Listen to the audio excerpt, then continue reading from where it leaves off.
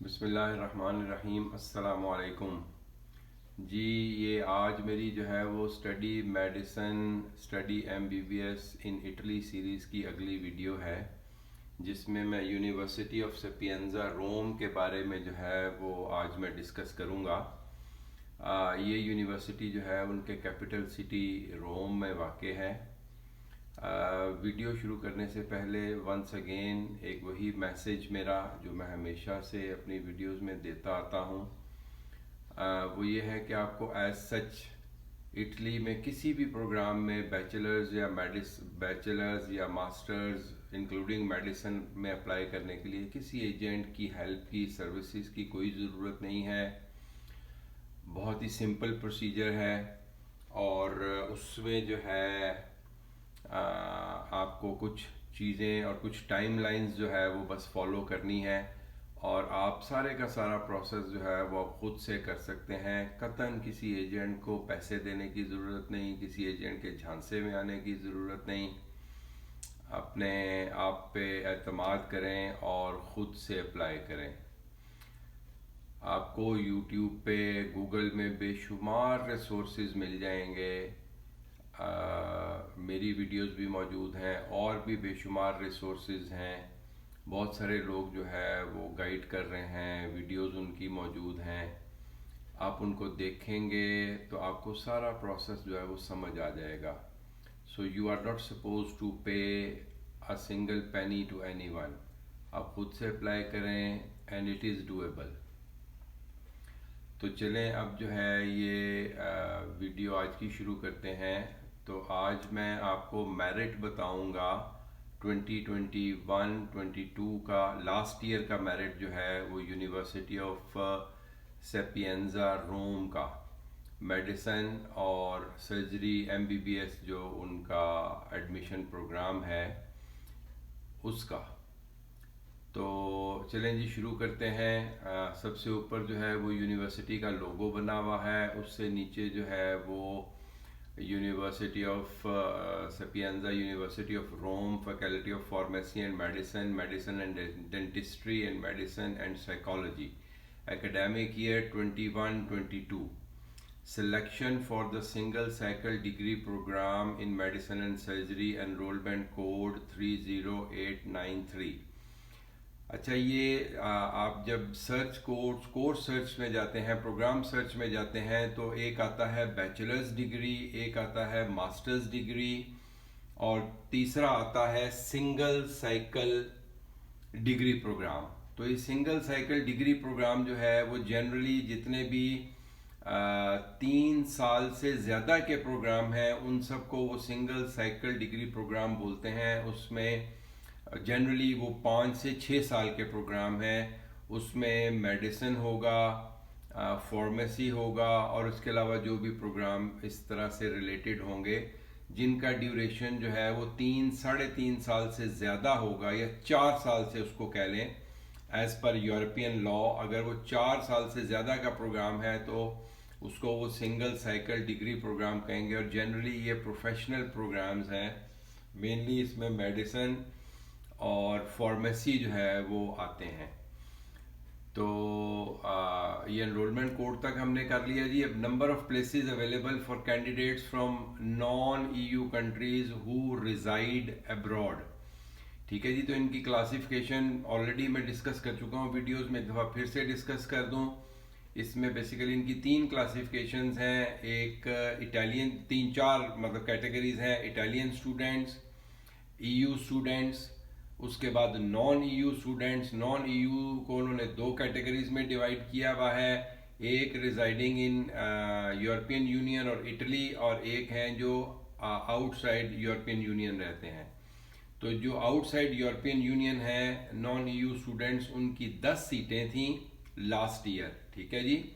Medicine and surgery programme में उनकी 10 सीटें थीं और एनरोलमेंट फॉर सक्सेसफुल कैंडिडेट 13 से 18 अक्टूबर के दरमियान उन्होंने एनरोलमेंट की डेट दी थी।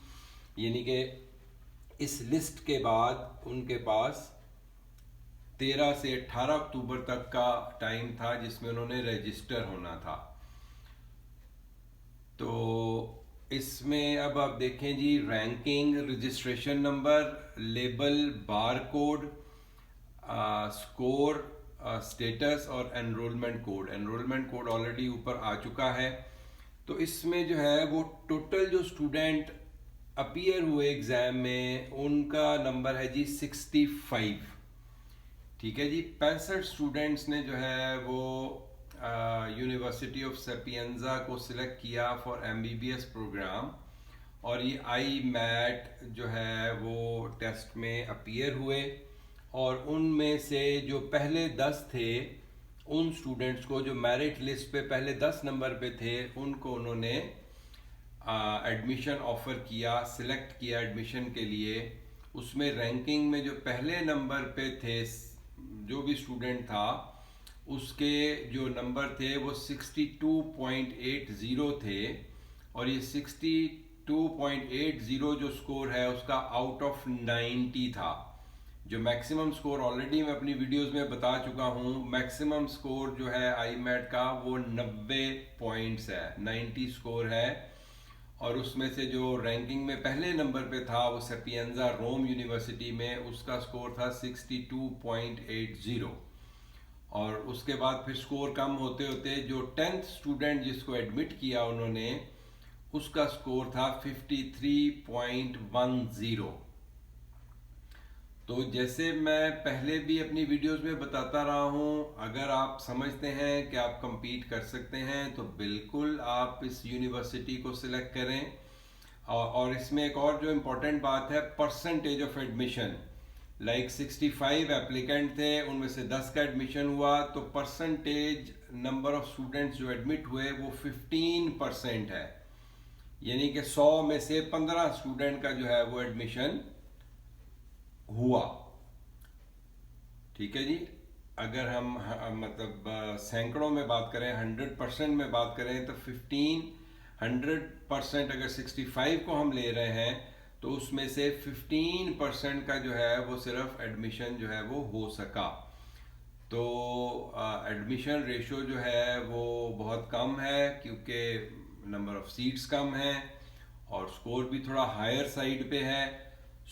अगर आप समझते हैं कि आप compete कर सकते हैं और इतना स्कोर ले सकते हैं, तो बिल्कुल यूनिवर्सिटी ऑफ सेपिएंजा रोम को जो है वो आप टारगेट करें, उसके लिए प्री एनरोल करें और आई मैट को जो है वो सिलेक्ट करें एज अ आई मैट में यूनिवर्सिटी ऑफ सेपिएंजा रोम को अपनी यूनिवर्सिटी सिलेक्ट करके तो आई मैट का एग्ज़ाम दें सेपिएंजा रोम के लिए, और फिर आप compete करें।